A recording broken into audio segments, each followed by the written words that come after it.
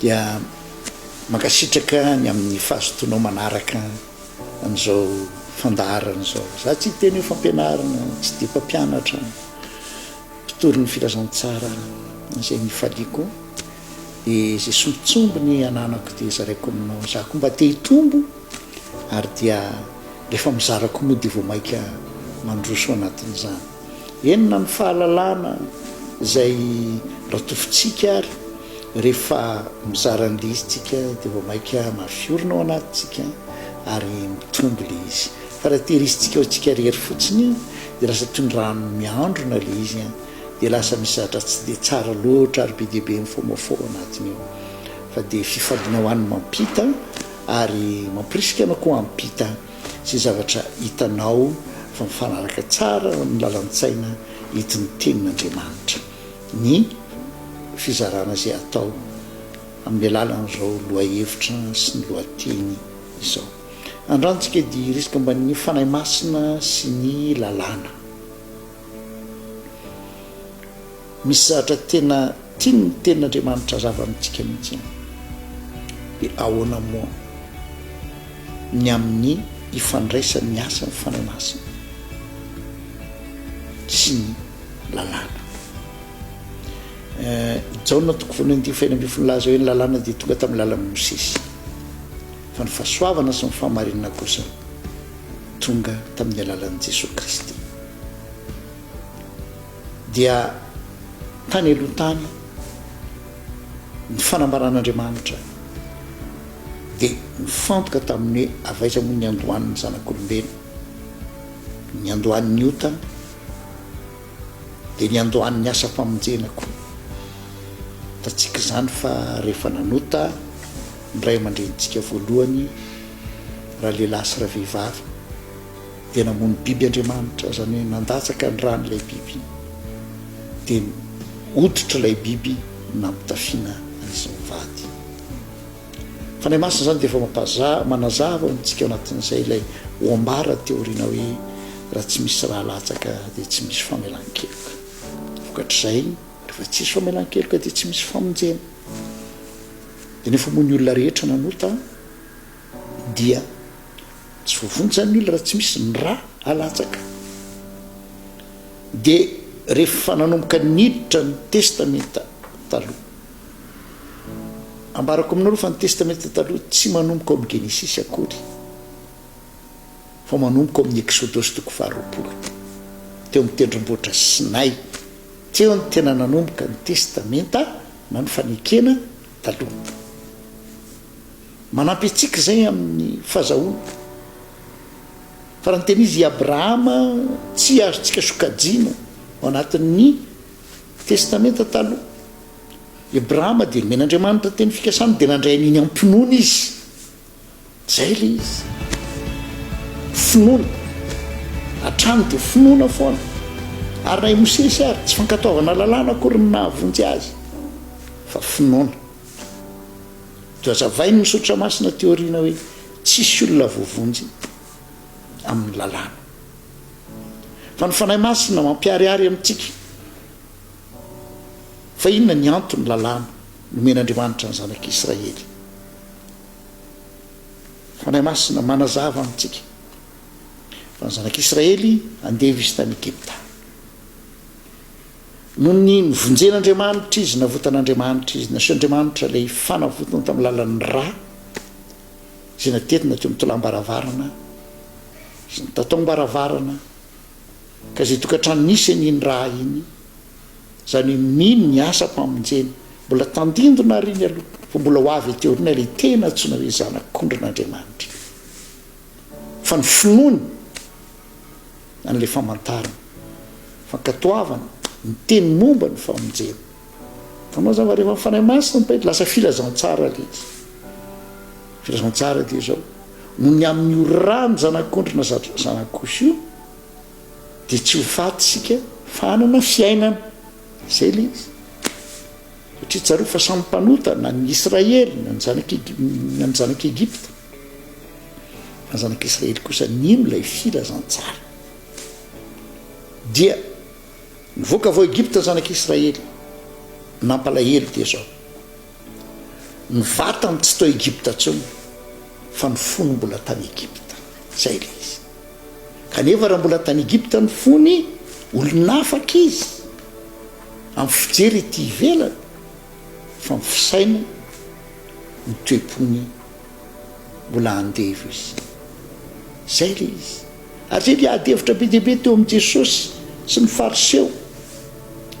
hoy ny fariseo zay taranaky Abrahama tsy naterika avy amin'ny fijanajangana izahay rehefa nentiny zay namaly zay le tenin'i Jesosy hoe raha maritra mitenika nareo dia marina anafaka anareo tsy mandeha tesitra ry zareo zay taranaky Abrahama hoy izy ireo tanareo i Abrahama mbola tsy ao anatin'ny testamenta taloha i Abrahama dia nandray ny teny fikasana dia iny nanamarina n'Andriamanitra azy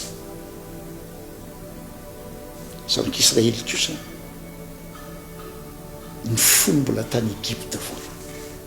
ary mbola nitenen'i Jesosy indray ty fireneny ty manaja molony nefa ny fony lavitra ny andevo nefa dia tsy mitovy amin'ny zanaka ny andevo dia fihezina amin'ny lalàna zay no azavain'ny fanahy masina antsika any amin'ny fanekena taloha teo amin'ny tendrombohitra Sinay firenena anankiray mbola andevo ny fony fomba fitentsika moa teo manana ny tongolon'ny Egypta fa misy dikany be dia be zay tongolon'ny Egypta izay mbola miraikitra ny fony ary tsikatsika raha misy olana kely dia zao fimonomonona teo nataon'jareo Mosesy ineny izay ka maty tany Egypta ineny izay ka tany mba nisy an'izao tany nisy zao nohanina tany nisy an'izao tesitr'Andriamanitra dia nandefa an'ilay papelika be dia be nataon'Andriamanitra leo an'iny mihitsy izy na tsy ary ny hena tany Egypta izy ny fony mbola any mbola lavitra nyjeo firenena tsy niaina n'le fahafana zay nomen'Andriamanitra azy mbola andevo ny fony raha ny tena izany dia mbola andevo ny Farao ihany ny fony na dia efa tsy hitany masony tsony aza Farao mbola betsaka niny kristianina mbola miaina an'izany ankehitriny efa nahafahany Jesosy izy efa navotany Jesosy izy mbola andevo izy ny tenin'Andriamanitra manambaranao ny fahamarinana mba hiainanao kosa le mahazanaka Andriamanitra ny fanahy masina mampiseho amintsika fa ao amin'ny bokin'ny Romana epistilan'ny Romana ny lalàna ao izy dia nanidy ny olona ho amin'ny finoana mba ho tsapan'ny olona hoe tsy misy afa-tsy ny fahasoavan'Andriamanitra sisa nao zao ny tenaina